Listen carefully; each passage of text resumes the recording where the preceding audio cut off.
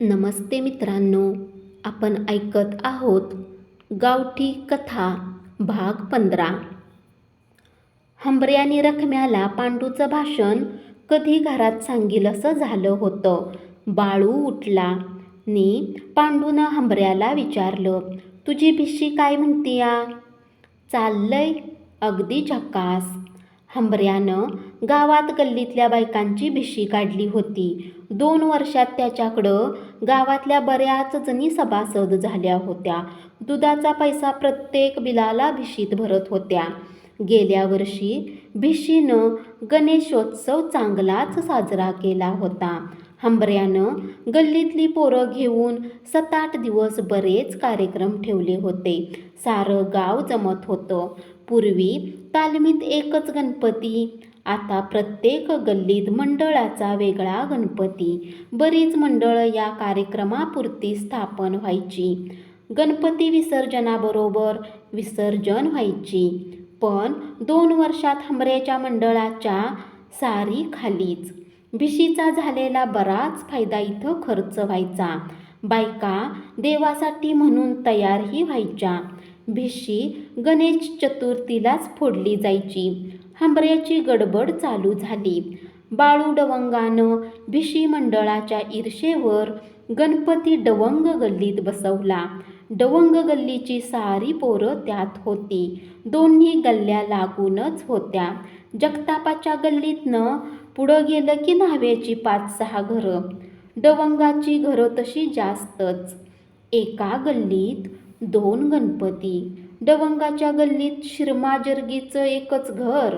बंडा न्हावी पांडूच्या संगतीत असल्यानं तो हंबऱ्याकडंच असायचा. डवंगाच्या गल्लीतला उठा बसायचा अड्डा पांडू पाटलाचा म्हणजे शिरमाजर्गीचं घर. घर मोठंच्या मोठं. तसा तो लहानपणापासून तिथंच असायचा. शिरमाचा नवरा आणि ती दोघं दोस्त. तो अचानक छातीत दुखलं म्हणाला आणि गेला. शिरमाचं देवरसपणावर चाललं होतं. एक वेडसर पोरगी आणि तीच या घरात. बाळू डवंगानं तिच्याच दारात गणपती बसवला होता. तिच्या घरात गौरी गणपतीला बाया माणसं जमायच्या. तिच्या अंगात गौर यायची. त्यावेळी सांगितल्यालं अगदी खडा मारल्यागत बरोबर येतंय असं बायका म्हणायच्या. गावातल्या बायका माघारणी पोरापासून ढोरापर्यंत नी दारापासून शिवारापर्यंतचं सारं विचारायच्या. इतर वेळी मात्र ती बसल्यावर भात कुंड्यानं कवल घेऊन सांगायची. हिनं नाही सांगितलं तर माणसं बेघर वसाहतीतल्या आंधळ्या शिरपाकडं जायची. तोही सांगत होता. रस्त्यानं त्याची आई त्याला धरून नेते, पण साऱ्या माणसांचं भविष्य त्याला दिसतं. तो बघतो. त्यावरनंच त्याची गुजराण चालत होती. गावात माणसांना नदीला बारमाही पाणी आल्यामुळं पैसा आला. तेव्हापासून देवदेवरशीही वाढलं. खरा शिरपा अडचणीत आला तो गेल्या महिन्यात. जो तो आपल्या पोराचं काम होईल का म्हणून विचारायला गेला. तर तो जराशी अडचण हाय, काम होईल, दम काढाय पाहिजे. गावातल्या बातम्या कानावर येत होत्या. त्या आधारावर दिसलं नाही तरी सांगत होता. मात्र पांडू पाटलाच्या दम काढा म्हणण्यापेक्षा शिरप्याच्या दम काढा म्हणण्यावर माणसांचा अधिक विश्वास होता. गणपती आलं. गाव दुमदुमलं. सारी पोरं कामधंदा सोडून त्यात गुंतली. स्पीकर, स्टेरिओ, झांज पथक, बँजो यांच्या आवाजानं गल्ल्या भरून गेल्या. घरातल्या माणसांची डोकी भिन्न झाली. गावातली जनावरं दवासना तोडायला लागली. प्रत्येक मंडळाच्या मिटिंगा गुप्त होऊ लागल्या. गावात आपल्या मंडळाचा कार्यक्रम सर्वात चांगला झाला पाहिजे यासाठी मंडळं झटू लागली. पण हंबऱ्याच्या भिशी मंडळानं पुकारून गावभर कलापथकाचं नाव केलं. तसा डवंग गल्लीनं 2 कलापथकांचा संच एकत्र आणणार असल्याचा पुकारा केला. रवी गल्लीतल्या गणपतीच्या आरासउराशीत गुंतला होता. तो पळतच आला. आबाला सांगायला लागला, आबा, आज कलापथक आहेत दवंगाच्या गणपतीला आणि जगतापाच्या गणपतीला. गणपती कलापथक बघायला लागला होय र आता? होय, मी बी जाणार आहे. तुम्ही येणार आहे का? नाही बाबा, आमच्या येळेला असं नव्हतं. तालमीतला गणपती तिथंच सारं गाव जमायचं. पोरं नाटक बसवायची. एखादं ज्ञानेश्वराचं नाही तर रामाच्या वनवासाचं, जागरणाला शाहीर गाणं असायचं. एका वर्षी 10 शाहीर बोलिवलं होतं. गाव जेवण केलतं. सारं गाव आलं होतं. शक्तीवालं तुरवालं शाहिरांची जुगलबंदी रातभर. जावा तुम्ही, आम्ही तालमीच्या गणपतीला शाहीर गाणंच ठेवणार आहे. आबांनी तालमीच्या गणपतीची प्रथा मोडू नये म्हणून काही जणांना सांगून तिथं गणपती बसवला होता. तेवढ्या दिवसात तरी तिथं माणसं जमतील असा उद्देश त्यांचा होता. कलापथकाला सारं गाव गेलं.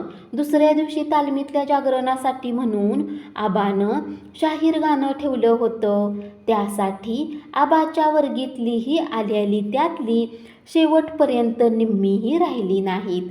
शाहीर आबाला म्हणाला, गणपतीचीच आवड बदलली. त्याला तुमचं आमचं काय चालतंय? 8 दिवस सारं गाव त्यातच होतं.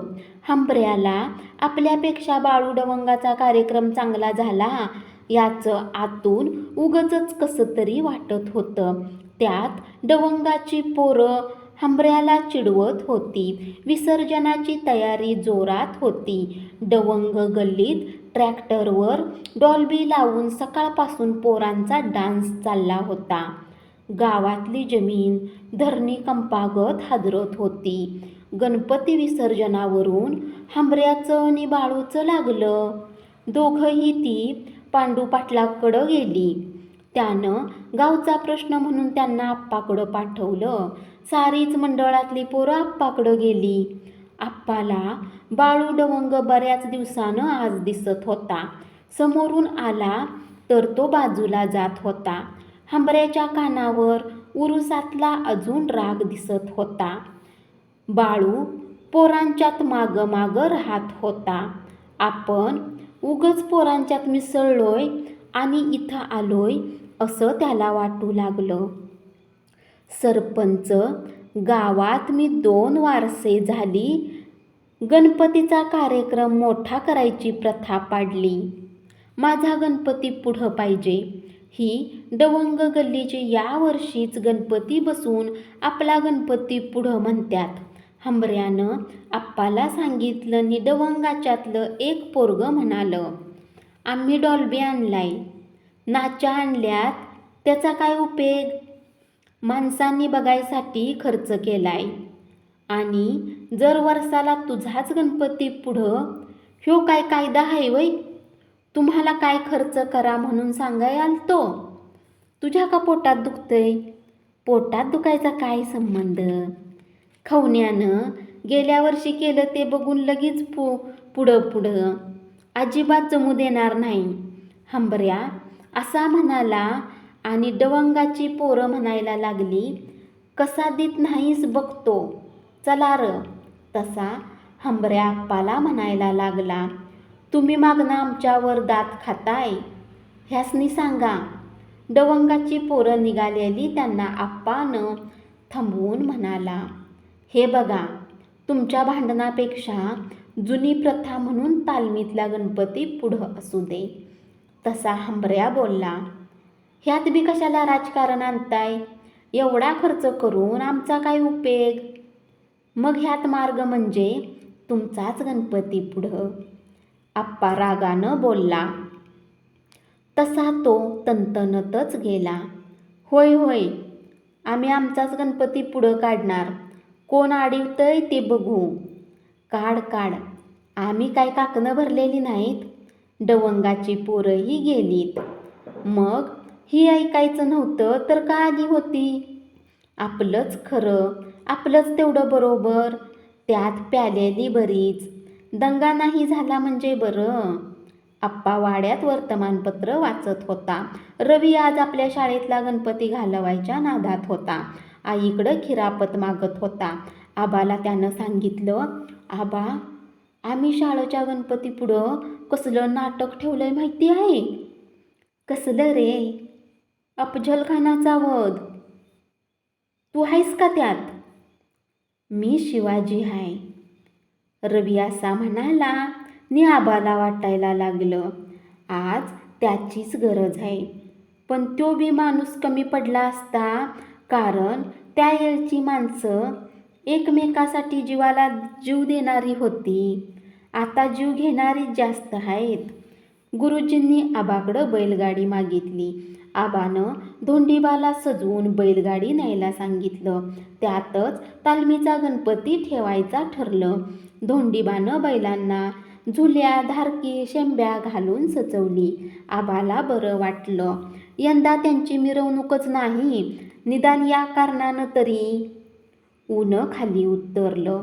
गणपती पोरं गाडीत चढली. गाडीच्या बाकड्यावर शाळेतलं फळं ठेवून गाडीवर स्टेज केलं होतं. आबा तालमीचा गणपती नि पोरं म्हणून स्वतः त्यांच्याबरोबर निघाला होता. तेवढ्यात डवंग गल्लीची नि जगताप गल्लीची पोरं गुरुजींकडे आली. प्रत्येक पोरानं डोक्याला कपाळावर पट्टी रिबीन बांधलेली. त्याच्यावर गणपती बाप्पा मोरया असं लिहिलेलं होतं. हंबऱ्या आला. गुरुजी, तासभर थांबा, आमच्या मागोमाग तुमची गाडी लावा.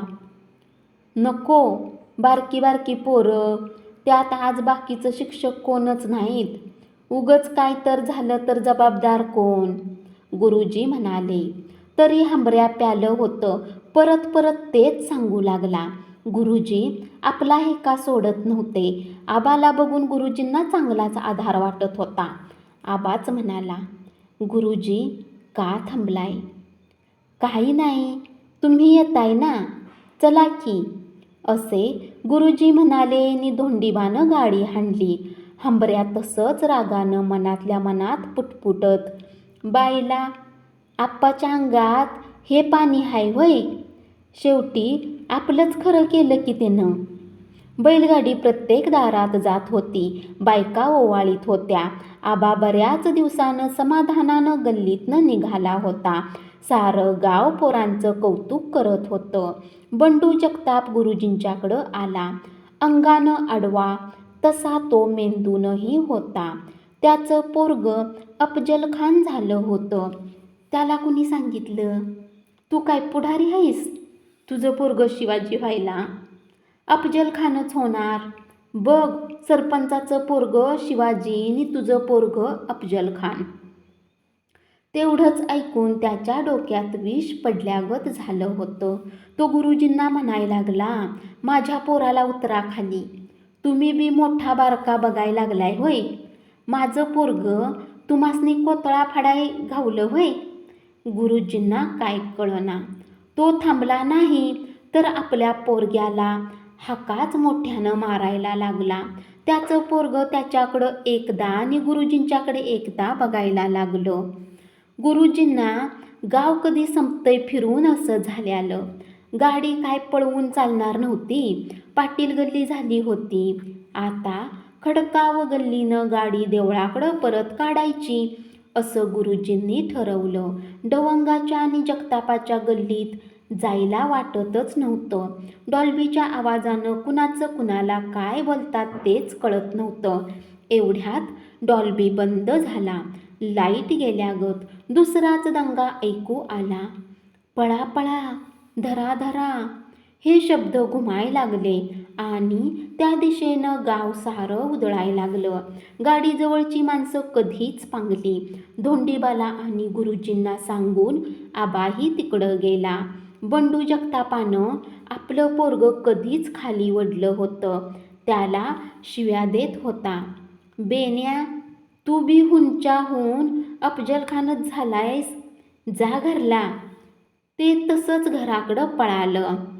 बंडू जगताप डवंग गल्लीला पळाला. हंबऱ्या बेरडत होतं. परसू जगताप इवळत होता. हंबऱ्याच्या डोक्यातनं रक्ताची धार लागली होती. मंडळातल्या पोरांनीच त्याला मारला होता. माणसांना समजावलं तरी तशीच बोलत होती. हंबऱ्याच्या डोक्यात दारूची बाटलीच फोडली होती. त्याच्याजवळ बसून त्याची आई हंबारल्यागत ओरडत होती. परसूला त्याच्या डोळ्यावर आल्याची सूज बघून काही सुचत नव्हतं. गवतूचं रखम्या आलं. पांडू पाटलाच्या बंगल्याकडं गेलं. तो नव्हता. आत्ताच कुठं गेला म्हणून समजलं. तो परत आला. आबा पुढं झाला. आरोग्य केंद्रातल्या नर्सकडं माणूस पाठवला.